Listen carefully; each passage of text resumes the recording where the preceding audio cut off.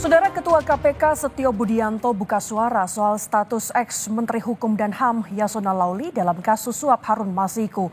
Setio bilang status Yasona sebagai saksi. Ketua KPK Setio Budianto bilang kewenangan menentukan status hukum para pihak terkait kasus berada di tangan penyidik KPK, termasuk soal arah pengembangan perkara. Sebelumnya, juru bicara KPK Tessa Mahardika juga menegaskan, hingga saat ini belum ada berkas perkara terkait mantan Menkumham Yasona Lauli.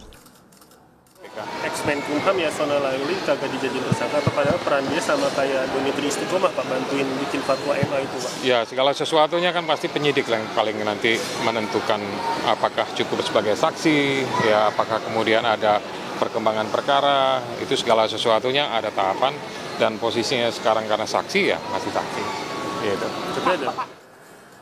Sementara itu, KPK telah memanggil mantan Direktur Jenderal Imigrasi Roni Franky Sompi sebagai saksi kasus suap Harun Masiku pada Jumat kemarin. Roni yang dimintai keterangan soal perlintasan Harun Masiku mengaku tidak ada intervensi dari Ketua DPP PDIP Yasona Lauli saat menjabat Menteri Hukum dan HAM terkait penyampaian informasi soal keberadaan Harun Masiku. Saya didengar keterangan sebagai saksi berkaitan dengan perlintasan Harun Masiku tadi. Ada retensi atau permintaan baik dari Menkumham maupun ada penyelenggara negara lain terkait khususnya Harun Masiku dalam perlintasannya? Sama sekali tidak ada, ya.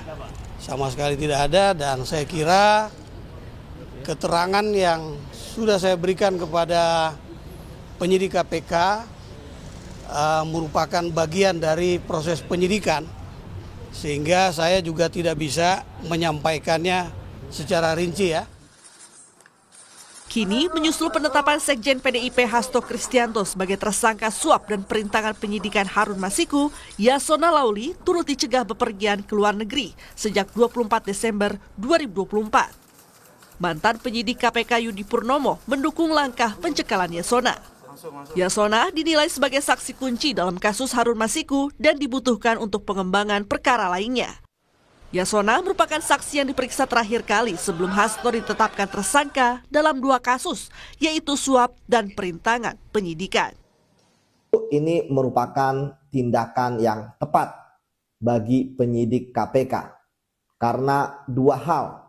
Selain memang merupakan kewenangan mereka, namun juga penyidik merasa sangat membutuhkan keterangannya sewaktu-waktu, sehingga tidak ada alasan mangkir karena berada di luar negeri.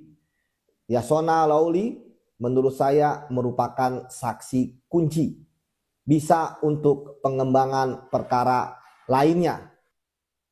Hingga kini KPK terus mencari keberadaan Masiku yang berstatus buron serta mengembangkan penyidikan terkait suap pergantian antar waktu anggota DPR RI terpilih 2019-2024. Tim Liputan Kompas TV.